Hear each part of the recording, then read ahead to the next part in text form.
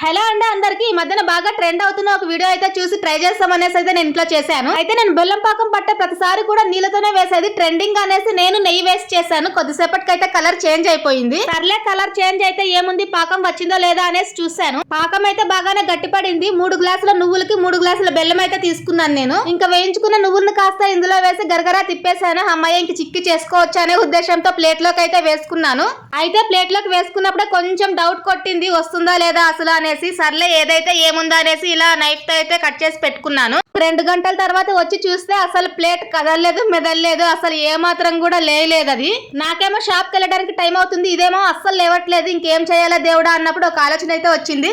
Plate కింద మంట పెట్టి అయితే కొంచెం వేడి చేశాను. అప్పుడు కొంచెం బెల్లం మెల్ట్ అయిపోయి కొంచెం కొంచెంగా లేయడం మొదలైంది. తిన్నది మొత్తం కరగాలి అయితే చాలా బలంగా అయితే ప్రయత్నిస్తున్నాను, అయినా కూడా సరిగ్గా లేవట్లేదు. అసలు ఎక్కడ మిస్టేక్ జరిగిందో కూడా తెలియట్లేదు. ఎప్పుడు అయితే ఇలా అవ్వలేదు. ప్రాబ్లం ఏంటో మీకు తెలిస్తే కనుక ఒక చిన్న కామెంట్ చేయండి. వేస్ట్ ఏం అవ్వలేదు, తినడానికి టేస్ట్ అయితే బాగుంది.